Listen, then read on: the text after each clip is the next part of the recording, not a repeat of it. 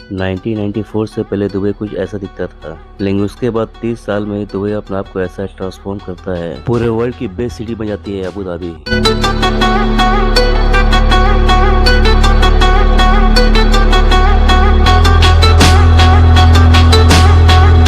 1894 से पहले दुबई में कुछ नहीं था, एक छोटे कबीले का तरह हुआ करता था। लेकिन 1894 के बाद छोटे छोटे बिजनेसमैन आगे बढ़ना स्टार्ट होते हैं। उसकी वजह थी कि दुबई में टैक्स बहुत कम था दूसरे देशों के बराबर में। दुबई की इकोनॉमिक उस टाइम दो काम में टिकी हुई, पहला मछली पकड़ना और दूसरा समुद्र से मोती निकालना। उसके अलावा और कोई खास काम नहीं होता था दुबई में। लेकिन उसके बाद 1912 में पावर में आ जाती है अल मखतूम फैमिली। शेख मखतूम बिन बुटेल मखतूम, जो पूरे दुबई के फाउंडर के नाम से जाने जाते थे, उन्हीं के फैमिली में से अभी तक पावर में है दुबई में। 1912 से लेकर 1940 तक मोती निकालने का काम बहुत जोर शोर से चल रहा था दुबई में, और दुबई की इकोनॉमिक इसी पर डिपेंड थी।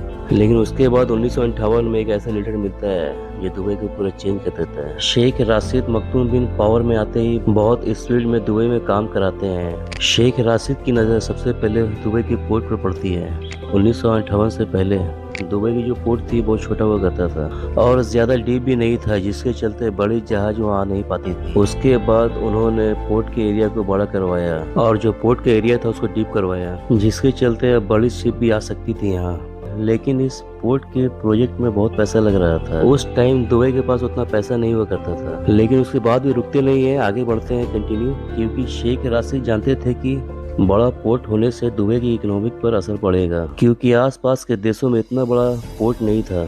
दुबई के छोटे या बड़े बिजनेसमैन सब इस पोर्ट पर ही एक्सपोर्ट इंपोर्ट का बिजनेस स्टार्ट कर देते हैं, जिसके चलते दुबई की इकोनॉमिक स्ट्रांग हो रही थी। ये सब चल ही रहा था कि 1960 में ऑयल डिस्कवर होता है, जिसके बाद दुबई की इकोनॉमिक बहुत स्पीड में बूस्ट करती है। 1960 के बाद दुबई में तेल निकालने का काम स्टार्ट हो जाता है बहुत स्पीड से, और जो रेवेन्यू जनरेट होता है उसे दुबई की इकोनॉमिक में इन्वेस्ट करना स्टार्ट करते हैं। इंफ्रास्ट्रक्चर, हेल्थ केयर और एजुकेशन, इस सब पर बहुत काम किया जाता है। शेख राशिद जो दुबई के फाउंडर है, यूरोप और लंदन में बहुत ट्रैवल किया करते थे। यूरोप की बिल्डिंग की डिजाइन और लंदन की अंडरग्राउंड मेट्रो, वहाँ के रोड की डिजाइन उन्हें बहुत पसंद आती थी, और वो दुबई को भी इसी तरह मॉडर्न शहर बनाना चाहते थे। उसके बाद धीरे धीरे इम्प्लीमेंट करना स्टार्ट करते हैं। दुबई में सबसे पहले एयरपोर्ट बनाते हैं 1960 में, लेकिन ये सब काम करने में पैसे बहुत लग रहे थे, जिसकी वजह से शेख राशिद को बहुत लोगों की बातें भी सुननी पड़ रही थी। लेकिन उसके बावजूद भी शेख राशिद बोल्ड डिसीजन लेते हैं। उसके बाद एक गांव को सिटी में कन्वर्ट करके दिखाते हैं, जो आज की दुनिया के बेस्ट सिटी में गिना जाता है। उसके बाद 1979 में सेकंड पोर्ट बनता है, जिसका नाम जेबल अली पोर्ट रखा जाता है। ये आज की दुबई की सबसे बड़ी सी पोर्ट है। ये पोर्ट बनाने के बाद जितने भी बड़े शिप वहाँ से गुजरते हैं, जहाज में फ्यूल भरना, स्टफ को लोडिंग करना, अनलोडिंग करने के लिए एक बड़ी पोर्ट की जरूरत पड़ती है,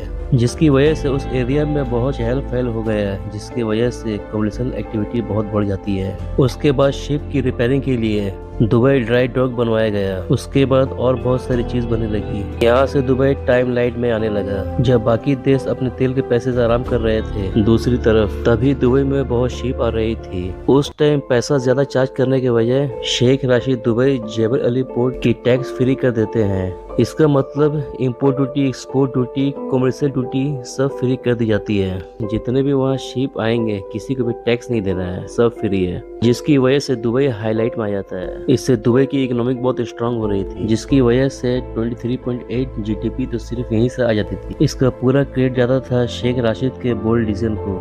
1966 में दुबई में तेल निकलता है, लेकिन दुबई में उतना तेल नहीं निकल पाता जितना पड़ोसी देश में निकलता है। उस टाइम शेख राशिद समझ गए थे कि दुबई तेल के ऊपर डिपेंड नहीं रह सकता है। उसके बाद दुबई में बड़े बड़े बिल्डिंग कंस्ट्रक्शन शुरू करवाने के लिए बाहर से बेस्ट आर्किटेक्ट और इंजीनियर को बुलाया जाता है।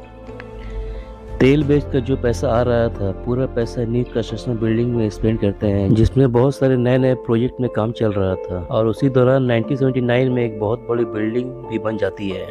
और दूसरी तरफ उस टाइम पाकिस्तान का कराची एयरपोर्ट काफी बड़ा और बिजी एयरपोर्ट हुआ करता था। उसकी वजह थी कि कराची एयरपोर्ट का लोकेशन बहुत अच्छा था। ब्रिटिश से लेकर अमेरिका और यूरोप की एयरलाइंस सब पाकिस्तान होकर जाते थे। उस वजह से उस टाइम पाकिस्तान की एयरलाइंस बहुत बड़ी बन गई थी। दूसरी तरफ शेख राशिद भी चाहते थे कि जितने भी एयरलाइंस है सब दुबई होकर जाए, उसके लिए नए नए मल्टीपल रनवे बनाए गए, जिसका ये फायदा हुआ कि एशिया और यूरोप की एयरलाइन जैसे कि Singapore airlines, Malaysia airlines, air India airlines Dubai से आने जाने लगे। लेकिन शेख राशिद चाहते थे कि दुबई की खुद की भी एयरलाइंस हो। उसके बाद 1985 में एक एयरलाइन स्टार्ट करते हैं जिसका नाम एयर इमिरेट्स रखते हैं। ये दुबई की अपनी एयरलाइंस होती है। उसके बाद और बहुत सारे एयरलाइंस पाकिस्तान से खरीदते हैं, जिसकी वजह से दुबई एयरलाइंस भी जोर पकड़ लेती है और देखते ही देखते सब एयरलाइंस को पीछे कर देती है। इसकी वजह है कि Dubai government air emirate airlines को अलग से पैसा दिया करती थी और टैक्स फ्री होने के कारण इमिरेट्स एयरलाइंस की टिकट का प्राइस बहुत कम होता है। जहां दूसरी तरफ दूसरी एयरलाइंस उनकी गवर्नमेंट टैक्स भी लेती है और जो खर्चा हो तो वो भी लेती है, जिसकी वजह से टिकट का प्राइस बहुत हाई हो जाता है। इस वजह से देखते देखते इमिरेट्स एयरलाइंस आगे निकल जाती है और दुनिया का नंबर 1 एयरलाइंस बन जाती है। लेकिन 7 अक्टूबर 1990 को शेख राशिद बिन सईद की डेथ हो जाती है। उसके बाद शेख राशिद बिन सईद के बेटे मोहम्मद बिन राशिद मखदूम जो पावर में आते हैं, वो भी अपने वालिद की तरह रहते हैं, अपने फादर के नक्शे कदम में चलते हैं और दुबई में कंस्ट्रक्शन का काम बहुत जोर शोर से कराते हैं। लेकिन वहाँ एक प्रॉब्लम आ जाती है, वहाँ की जमीन पूरी रेत है, कैसे किया जाए यहाँ बड़ी बड़ी बिल्डिंग की कंस्ट्रक्शन। लेकिन उसका भी सोल्यूशन निकाल लेते हैं मोहम्मद बिन शेख राशिद। उसके बाद सिर्फ 30 साल में ही दुनिया भर में मशहूर हो जाता है दुबई शहर। इसकी वजह है कि दुबई सिर्फ तेल पर डिपेंड रहेगा तो कुछ सालों में तेल खत्म हो जाएगा। उसके बाद हो सकता है कि पहले ऐसा हालात हो जाए, इसलिए दुबई को टूरिज्म प्लेस बनाने की तरफ बढ़ते हैं। उसके बाद पूरे दुबई को टूरिज्म को ध्यान में रखते हुए काम कराया गया। दुबई में वो हर चीज बनाई गई, वर्ल्ड की टॉलेस्ट बिल्डिंग, वर्ल्ड के biggest mall, 7 star hotels, restaurant, beaches, जो दुबई के टूरिज्म को अट्रैक्टिव बनाती है। इसी वजह से दुबई में कभी लोगों की कमी नहीं होती है। ऐसे दुबई बाहर वालों को सिटीजनशिप नहीं देता है, कोई फेमस डॉक्टर या इंजीनियर या कोई सेलिब्रिटी। इस कंडीशन में दुबई गवर्नमेंट सिटीजनशिप दे देती है। अगर किसी को दुबई सिटीजनशिप मिलता है तो उसके फायदे क्या क्या है? जब एक बच्चा पैदा होता है तो पूरा हॉस्पिटल का बिल दुबई गवर्नमेंट पे करती है और जो एक बच्चे में खर्च होता है 1 साल तक का पूरा खर्चा दुबई गवर्नमेंट पे करती है। अगर आपकी कोई सर्जरी होती है और वो पॉसिबल नहीं है दुबई में होना, आपको कोई दूसरे कंट्री भेजा जाएगा और जितना भी चाहे कॉस्ट हो पूरी दुबई गवर्नमेंट पे करेगी। बच्चा जब स्कूल जाता है तो पूरा उसका स्कूलिंग फ्री होती है। उसके बाद जब यूनिवर्सिटी पढ़ने जाता है तो वो भी फ्री होती है। अगर आपको बाहर किसी और कंट्री से पढ़ना है तो उसका भी पूरा खर्च दुबई गवर्नमेंट देती है। उसके बाद आप शादी करते हैं, अगर आपके पास पैसा नहीं है तो दुबई गवर्नमेंट $40,000 देगी आपको शादी करने के लिए। अगर शादी के बाद आपके पास घर नहीं है तो